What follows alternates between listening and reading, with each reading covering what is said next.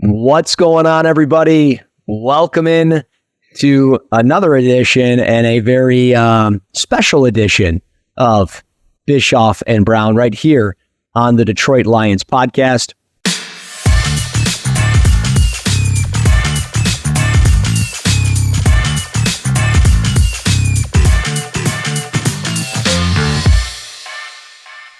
He's Scott Bischoff.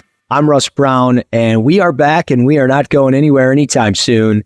Our Detroit Lions are on to the divisional round for the first time in 32 years, and first home playoff game in 32 years. They win it, and they beat the Rams 24-23.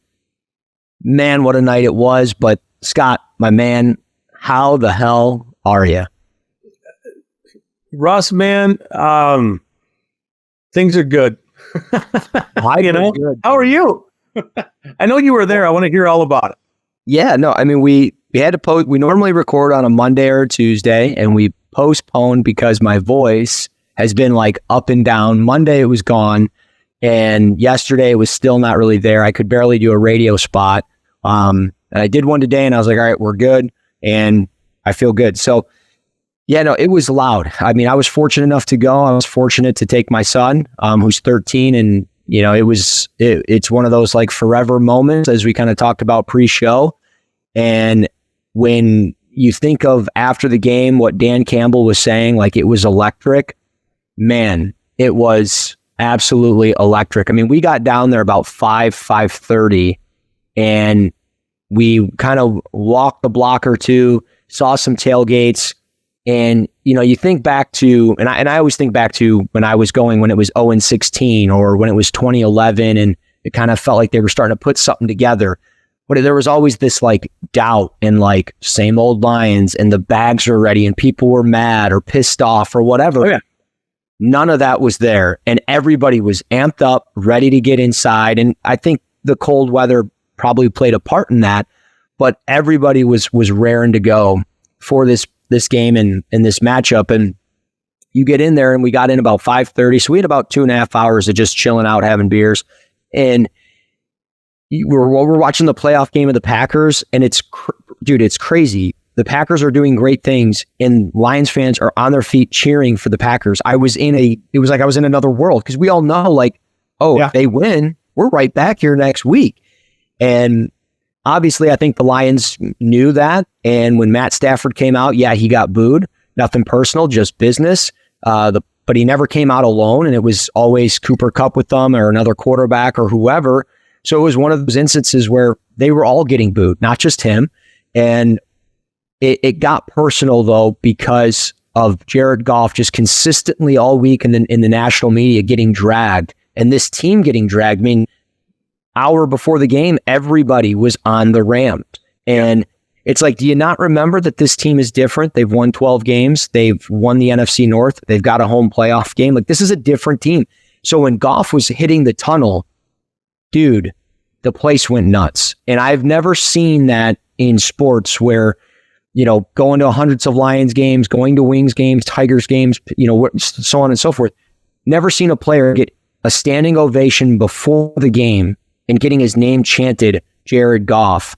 And it was so loud. And I think started hearing it up the tunnel and just kind of stopped, looked at like the quarterbacks, don't know what was said, but when he jogged off and onto the field, he grabbed a football and he was ripping it. And it was like, he was fired up. The guys were fired up for him. And it was just, you throw in what happened on the field and how it all happened. It was awesome. And when that clock hit 0, like I said, it was like the weight was lifted, and this team accomplished something that they had set out to do. And they proved everybody wrong. They showed the abbreviations wrong. They erased them. And it was just, dude, it was awesome. The look in my son's face, the look in the people around me. I had tears in my eye. It was phenomenal. It was effing phenomenal. So that it just seems like everybody has echoed that exact same sentiment. Is just that it was unlike, it's not just a normal win, you know, like a normal playoff win. There was a lot more there, and there's more coming too. So it's, you know, we're doing this because they're going to see Tampa Bay at home this week, but I think we need to recognize just how momentous that was, and what they did, and how calm they came out, and like that opening drive was just like surgical. First play, yeah, the first play, 10 yards. I mean, right off the rip, it was. Yeah, Josh Reynolds was just like, he made a couple of great catches. Goff was ripping it. He was throwing the ball really hard, and then just finishing that drive, and it was like, okay. Yeah, I mean, I think it was pretty obvious even during that drive that it was going to be a long, long game. Like that was, it's going to be a tight game. But I think the Rams were playing at a pretty high level coming in. We were both a little bit spooked by, the matchup and all that stuff. But if thinking if the Lions played well and executed, that they were, there's no reason they can't win that game. Right. So it was a tight game. There was some good decisions that Dan Campbell made. There was, you worry about what happened in the second half on offense, but the offense was just almost perfect in the first half. And just, it was really cool to see how efficient they were and just what they were capable of doing offensively. I didn't hear Aaron Donald's name really that much in that game. I didn't really think that he was a factor too much there. They super interesting. Yeah, they ran away from him. I had just watched, my son was at the gym, so I was sitting there with him waiting for him to go in, and we watched some of the All-22, and we were just kind of talking it out, and like they ran away from him a little bit. He'd be a line on the left side of the offensive line, and they'd run to the right. They would combo block the hell out of him. Panay Sewell would block down on him. And he got, through a couple times. He had a couple good push-pull moves. He had the one pressure where Goff almost fumbled it, or if he did fumble it, or whatever the hell he was doing, I don't know. But they really limited Kobe Turner. They did a good job on Byron Young. They just did a good job collectively, especially getting to the second level. Ernest Jones has been a stud for that defense, and they sealed him off multiple times. And then just obviously in the passing game, he was on target with Reynolds multiple times. He had the one missed throw because Reynolds basically stopped running. Yeah. And I think Reynolds was getting ready to get hit. I think he thought he was going to get drilled. But, man, Amon-Ra St. Brown, as much as we want to talk about Goff, and rightfully so, he was 22 of 22 when not pressured, so he was 0 for 5 when he was pressured. He finished 22 of 27 for 277 yards. Amon-Ra St. Brown is an animal, an absolute animal, and whatever they want to pay him. Whatever he wants, give it to him. He is an absolute stud, and watching him today, watching the tape, it made me think back to, I've compared him to Golden Tate since he was coming out of USC. It's very similar to that, but what he was doing was very similar to Hines Ward and those Steeler runs back in the 2000s of going to titles, like just running after the catch, shaking and throwing guys off, and like he is so damn good, and we are so lucky to have him. Every catch was a first down for him, like every single one. It's crazy. Yeah, he was dominant, and a lot of the Hines Ward thing is fascinating from a comp standpoint. Yeah, you know what I mean. Like the physic, he is Golden Tate like, but he's more physical than Golden Tate was. Yep. And that the Hines Ward stuff is interesting. The only thing I would say that stood out to me, and obviously those guys, Reynolds had a great game, huge game, really important time, and Amon-Ra was awesome. I thought the running backs played good, offensive line played good. Jameson Williams really wasn't all that involved in what they did from a production standpoint, but there were multiple times in that game that his speed opened up windows, big windows, for Goff to get the ball into Amon-Ra's hands. And there were multiple examples of it, and it's something that we always talk about this in the pre-draft process, and sometimes I think when you try to explain it, and even thinking about it, like from myself, like, does it really matter? Like, is this guy really dictating coverage, and can he change the way a defense wants to cover the other players on the field? And is it true that his presence alone is good, right? Like, just his presence on the field and his speed alone opens up, opportunities for other players. And it is absolutely true. And in that game, there were multiple examples of it where just him running, releasing off the line, say from the slot and running a post route was enough to get the safeties to just back off, and give themselves some room. And then there were windows to throw into. And I think we had to recognize it. Like, he's not being thrown to and he's not being super productive, but he's a fantastic teammate and he runs it really hard. And he's, it's not like he's dogging it because he's not getting targeted. He's running his ass off. So the combination of all of it was it was super cool to see. There was, I don't know what happened on the damn offsides neutral zone thing. I couldn't believe it was happening. It was just like, and they had called it earlier in the game. Like that was the crazy thing. They had called the same thing earlier in the game. Yeah, it was so bizarre that happened, and it just seemed like it was really good that half was there, and then it got really tight. And I just think that you look at the situation towards the end of the game when the Rams had the ball, and it's 3rd and 4, and there was a holding call on the right tackle. I forget his name. He went to Wisconsin. On Hutchinson, and it made it in 3rd and 14, and I'm thinking, whatever. What's his name? Rob Havenstein, I think it is. Yeah, I should know this. I'm embarrassed. But it's like, do you really want to back them up and give them another opportunity to get a first down? Because if they get another first down, the game is over. Mm-hmm. Like, I know you have a bunch of timeouts and stuff, but the Rams are just going to milk the clock and kick a field goal with essentially what feels like this was the panic that was going on in my brain and, all that stuff. So then they back them up and it's now 3rd and 14 and they get the stop and it's like, it's just such a great play. Yeah. So now they have to punt and everything's in their hands. I don't know. It was great. It was great. There's the best way I could think about this. You were talking about how loud it was. I've been to like a ton of concerts in my life, and no matter how loud concerts are, you can listen to audio or see a video that was recorded at the show, and it sounds nothing like what it did in person. Right. And the audio or the little clips that we saw from the stands that people took, it sounds like it's loud, but I can't imagine how loud it was in there. I can't. It had to be just building incredible atmosphere. Yeah, no, the building was buzzing. And Sunday, it needs to be buzzing again. Yep.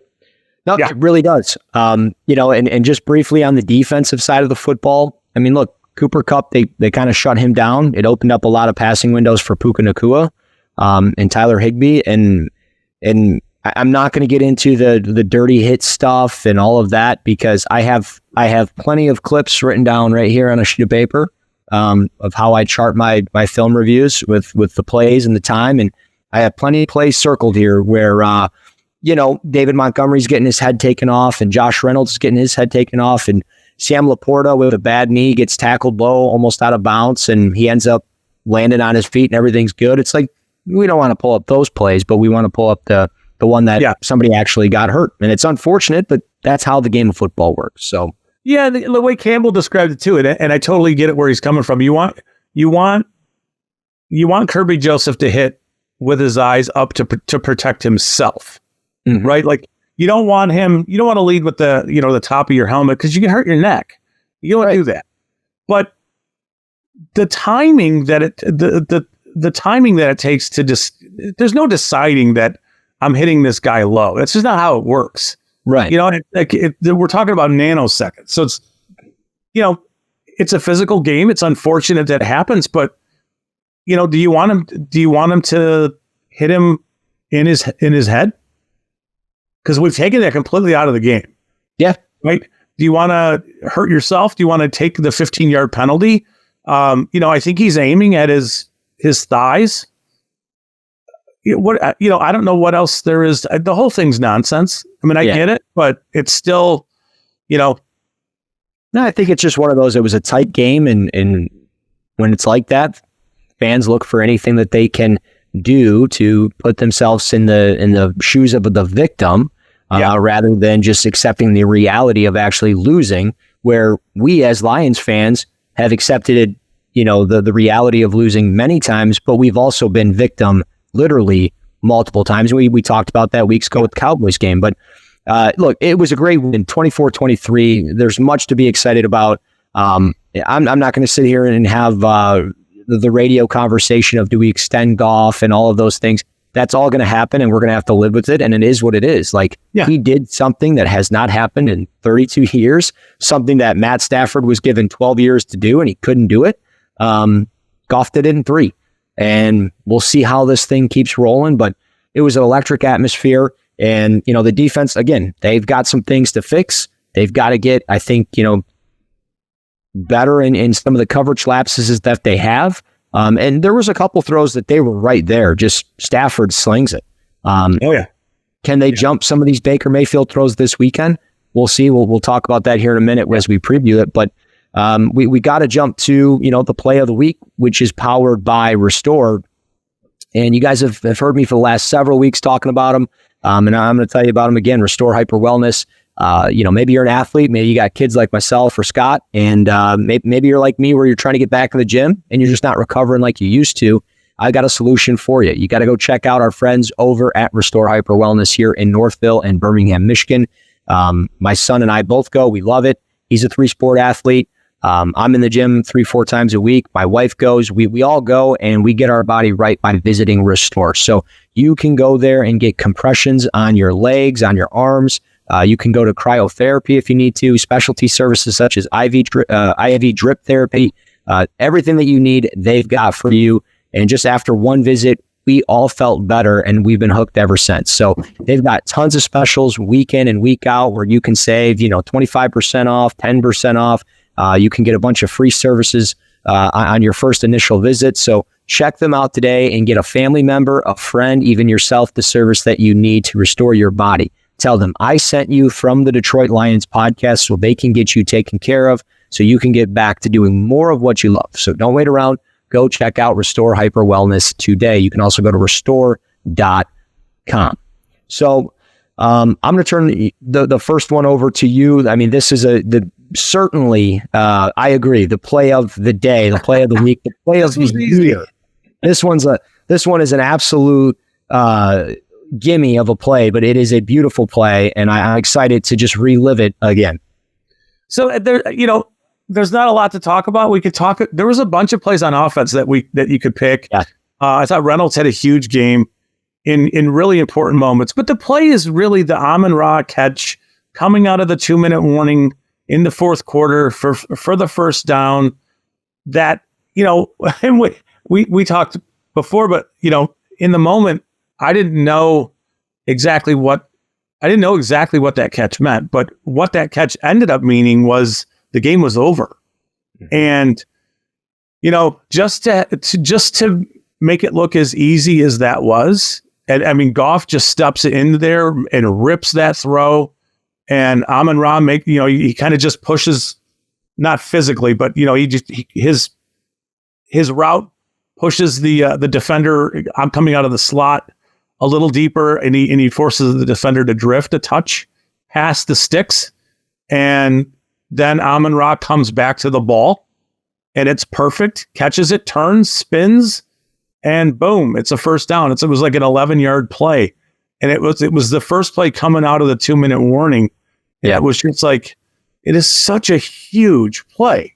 Yeah, and then it was bigger than even I thought in the moment. And in the moment, first downs are they're paramount. Like, I thought they needed 2 first downs, and it didn't matter what down you got it on. It really wasn't all that relevant. They had 1 timeout, and it was just like, it's just an easy route that they ran, but the gravity of it was huge. And then recognizing the next play they come in after the timeout is victory formation, and it's like, wow, like that's the best formation in football, period. Yeah. And it's not like there was anything crazy or exotic in that. They were 4 wide. They gave, it was an obvious situation they could run or pass. I think a lot of teams would have just run the ball there and forced the Rams to use their timeout at that point. But the Lions were, confident enough in everything they had going to just throw there, and literally they went for it. I mean, they really went for it and they got it. And it was awesome. So, I mean, it's as simple as that. It was, a game-ending playoff win at home. Just another one of these things that another great moment stacked on top of great moments, from the season. There are more to come. So that was mine. What was yours for the week? Yeah, and I just want to elaborate on yours just a little bit for a sec. You think back to last year when they played against the Packers. They put, if game was on the line to get that 9th win of the season, and they put the ball in the hands of Jared Goff. Like, this organization, they trust him. This coaching staff, they trust him. He's their guy. And they put it in the hands last year of Jared Goff, and season on the line, playoffs on the line to keep it going, in the hands of Jared Goff, and he fires this one to St. Brown. It was a great play. So I loved it. For me, it was the 4th and goal, the touchdown to Sam Laporta. What I love about it is that they came out in 23 personnel. They came out in their heavy package on 4th and goal from the 1. And, it was only a 14-13 game at that time, or a 14-10 game at that time, whatever it was. It was still really tight. And they needed this score, because had they have missed it, Stafford goes 99 yards potentially, who knows? But it was one of those where they brought out their heavy personnel, and Skipper was at tight end on the left side of the line of scrimmage. Montgomery's in the backfield, and everybody was drawing up into the box thinking it was going to be a run. And they've got the fullback out there. They've got Brock Wright and Sam Laporta trips right. The fullback and Wright, they run basically clearing routes to the outside and into the flats, like a corner route with a flat underneath, and then basically running a slant or a post. I would call it a slant because it was probably about 7 yards. But it was Sam Laporta. He gets free. There's an opening and plenty of time, plenty of protection. Goff makes a great play, great throw. Great. Everything was great about it, and it put them up, an additional score. And it was awesome because it was one that they needed. Even though they were, driving at the end of the half there, and it kind of got taken away due to the false start offsides debacle. It was one of those plays, though, that just, had they have settled for 3 there, they don't win the game. Had they have, settled for the touchdown and don't get it, they potentially lose the game. So it's those little things like that I thought the personnel was awesome. I thought the play call was awesome. The protection was great. It was a great play, and that's kind of my play of the week. And those are our plays of the week, powered by Restore. Again, check them out over at restore.com. So, moving on. Preview time, divisional round. I can't believe we're saying that. I really cannot believe we're saying that. Like, I feel, and maybe there's similarities or something. Like, it feels like, when was this? Like 2008 or whatever? Eli Manning, Green Bay Packers, the New York Giants kind of getting back into the swing of things. And it feels like that. Like, if I could be a Giants fan back at that time, that's how I feel, I guess. This is so foreign to me. I never done this before, so I don't know. Like, I'm a draft guy because this team made me a draft guy, because I had to focus on, we had to focus on the draft in like November, October. Yeah. And here we are in January, and like, I'm in the draft, I'm focusing on it, and we can talk about guys if we want to, but like, I am so in on the Lions and what we're doing, and it's all I think about and focus on. And it's like, now we got this matchup against the Bucs. Don't know what to think of it, but I know that this team is at home. And when this team is at home, boy, can they play some football. Yeah, and it's, they played back, I want to say back in week 6, but that's 3 months ago. So I don't know. I know everybody knows the Lions were a totally different team back then. I don't even know what's worth getting into because it's so long ago. And the Buccaneers are a different team than they were back, in week 6. So the Lions won that game 20-6. They had a lot of players out with injury. Some players were banged up. Jonah Jackson was out. Branch was out.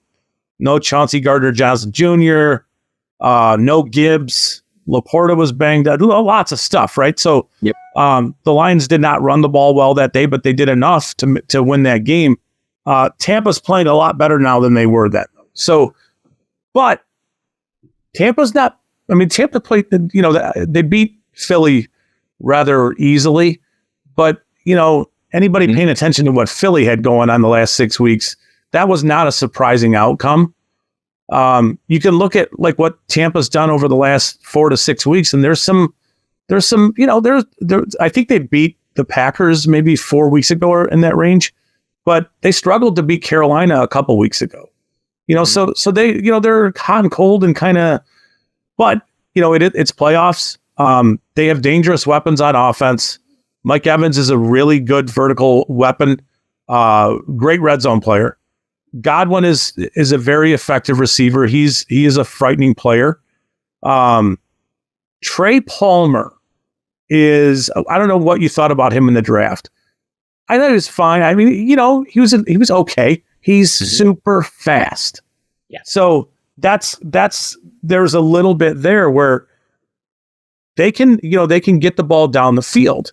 And Baker is going to give his guy, if there's anything he does, he's going to give his guys a chance to make plays. And then Rachaad White, I think, is not as effective as a runner, although he's a good running back, but he's really effective catching the ball out of the backfield. So that's your kind of, that's Tampa on offense. And there's enough to worry about there. Is it like, playing against, CeeDee Lamb and having to deal with that? No. Or Justin Jefferson, or Puka Nacua, like what looked like last week, and Cooper Kupp and those guys. But they're still going to give the Lions everything they can. The Lions are big. They're going to give the Lions fits, from on D. But it's just to me, it's a matter of what can you do to get Baker Mayfield uncomfortable and rattled. And there's a lot of things that you can do. If I'm Tampa, I want to isolate Hutch against Tristan Wirfs, and I just want to leave those two on an island and let Wirfs kind of try to win that matchup. Now, I don't know that the Lions would be super smart just to let that happen, right. Move them around a little bit. But that's kind of what I would do if I'm Tampa. I would want to just eliminate the Lions' threat as a pass rusher, and then just kind of get in rhythm, in tempo. But the Lions are going to force, I would hope they would force Tampa to be one-dimensional on offense and force Mayfield to make throws and to be efficient and also disciplined. And that's kind of where he's not always that guy, where he is going to, he does take chances. Sometimes it works, sometimes it doesn't. But this will be an opportunity for a player like Kirby Joseph to get a pick in this game because of maybe hanging a ball that he's trying to drive down the field. You get a little pressure on him and he can't fully step into it, kind of stuff. So that's the hope on defense, is that you can get Baker a little uncomfortable. And he's not going to do stuff like Stafford did. Even when Stafford was pressured, he still made plays where I don't think Baker will. So, well, and I think the difference too is the Lions have shown that they struggle with teams that put players in motion. And the Rams did it a bunch with Nacua or Kupp. They were constantly moving guys. And I think when you look at the Lions, the reason why they struggle with that is just simply because it displaces players on their defense. So whether they're running their zone coverage of cover 3 or they're in cover 1 man, there's going to be somebody that's going to be out of place, and it's going to create an opening because the Lions have been sending more 5 and 6 man pressure. So that's why the middle of the field was consistently open for Nacua and Kupp and Higbee and stuff like that. So I think with this one, you come out in your nickel package, you start manning some guys up, you bring some safety help over the top. Sure, you blitz a linebacker here and there, but you got to trust that Hutch or Pascal or whoever's up front, Kaminsky. And again, Kaminsky was playing sick. I guess Hutch was playing sick. He had the flu in this game, and he had 9 pressures and 2 sacks. And I know one of them was, from Stafford tripping over his own feet, but he could have got up and ran or thrown it or whatever. So just looking at it, it's like this defense can figure some things out here against this Tampa team, which they're going to need to do. And Mike Evans is going to probably make some big time catches. Chris Godwin's going to get open. And Trey Palmer, like you mentioned, has the speed.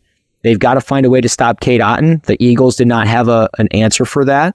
And again, the Lions just have to continue to stop the run, force teams to be one-dimensional, put the ball in Baker Mayfield's hands and hope that he can make a mistake or two because of a Hutch sack or a Kirby Joseph pick or a Brian Branch pick. I mean, it feels like Brian Branch is close to having another big moment. He had one early in the year against Kansas City, and it just feels like he was around that football on Sunday night, and it just feels like he's going to be around it again. And I got a feeling just with, this matchup, it feels like he's due.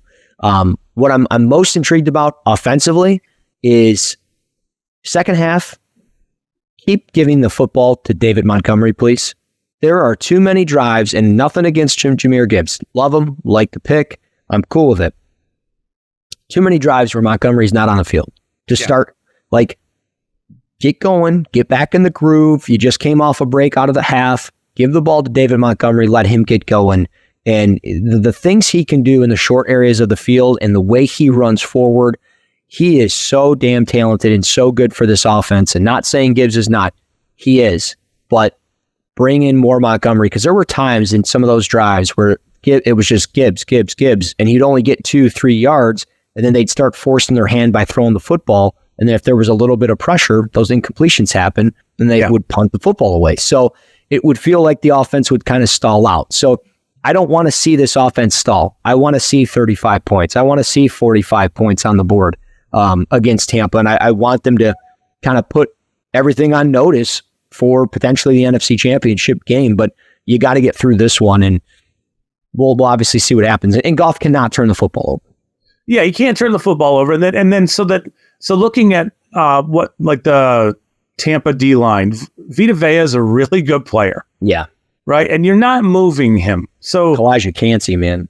Yeah. So then you look at Cansey's progression, and he's a different player now than he was back in week 6. And his upper body twitch, for lack of really being able to describe it, because when we talk about a twitchy player, it's always lower body, footwork, speed, quickness, all those things. But his ability to move his hands,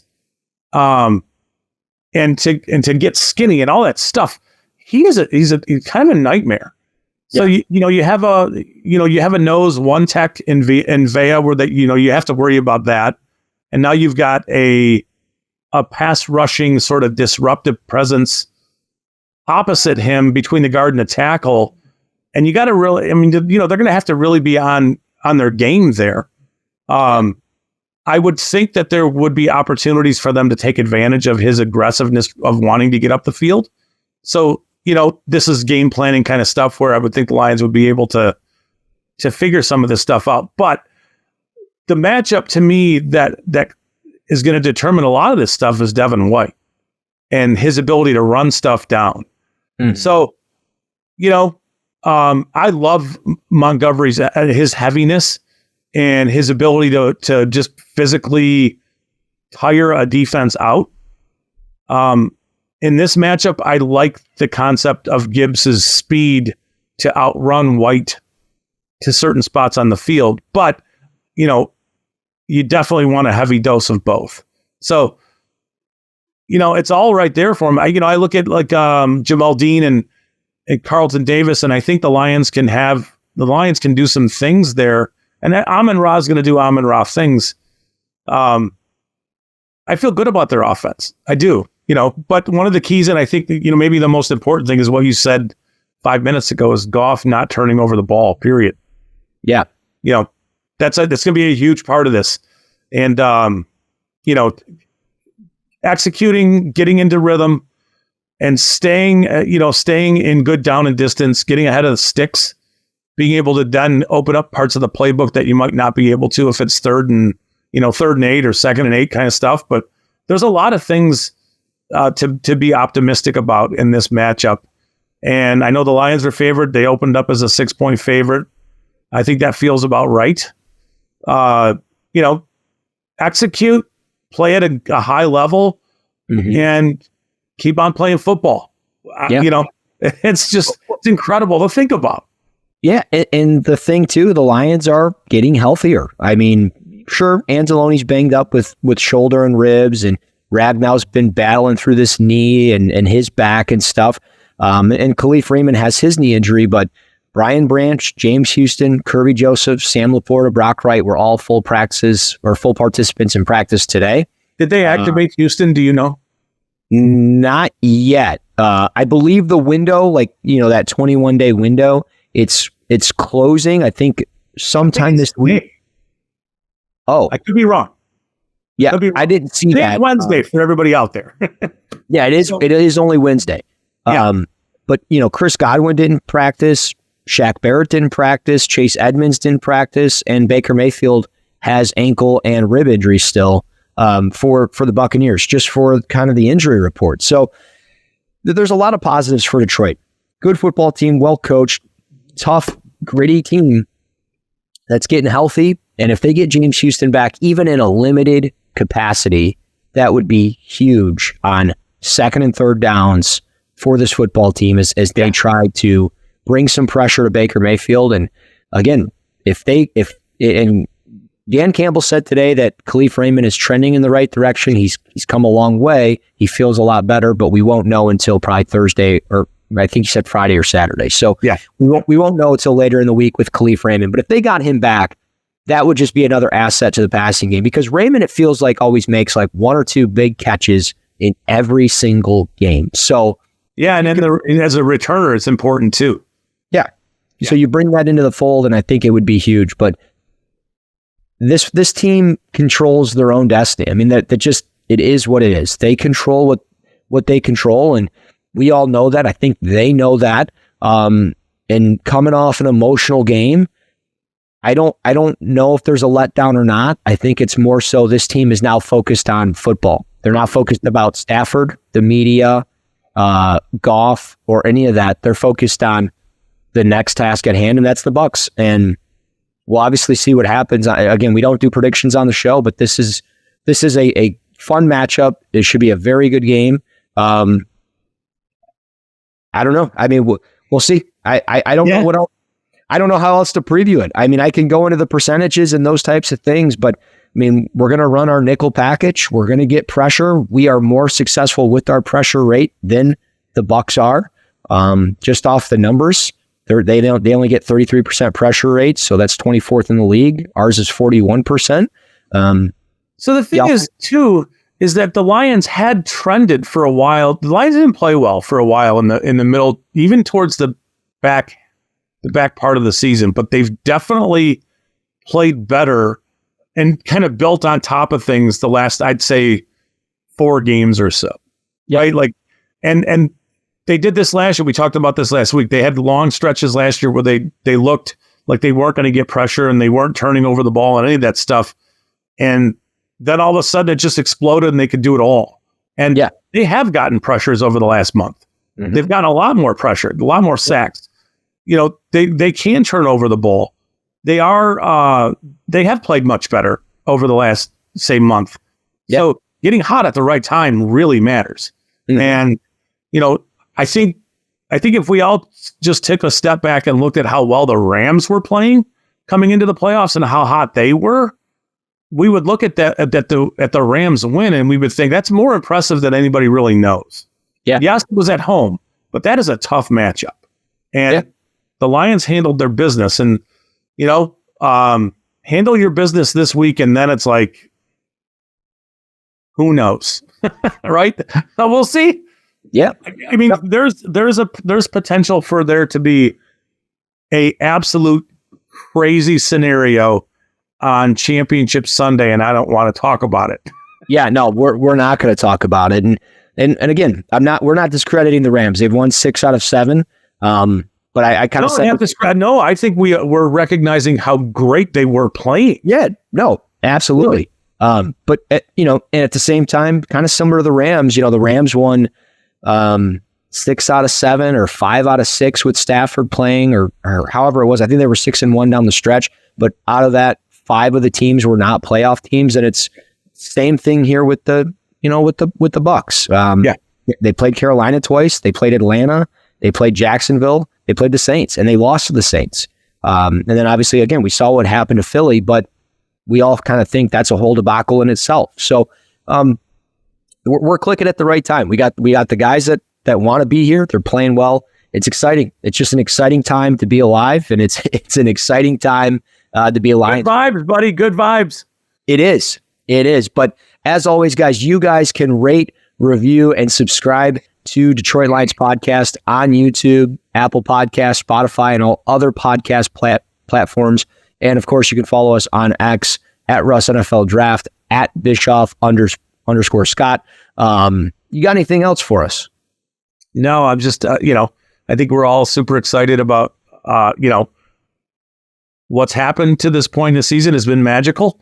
But what's in front of them is just, it's cool to think about. It really is. Yeah. So, the first things first, you got to handle your business on Sunday against Tampa. It's a tough test. Nobody is discounting or, dismissing what the Buccaneers are. They're a very good football team with lots of talent all over the place. I have good vibes about it. To me, this is all gravy. The season's been incredible. This is all faster than I thought it would come together, even in the best case scenario. A year ago, I wouldn't have thought that the Lions would be in this kind of window. No shot. But here we are. So, it's awesome. It's just an incredible year that's gonna continue. And we'll be back next week to preview whatever it is that's going on next week. Yeah, whatever it is, more football or draft or whatever, we will be back next week. And if you were at the game last week or are going to be at this game, drop us a comment. Let us know how that game was, how electric it was, and just let us know how you're feeling in the comments. And again, drop us a review as well. So he's Scott Bischoff. I'm Russ Brown. This is Bischoff and Brown right here on the Detroit Lions.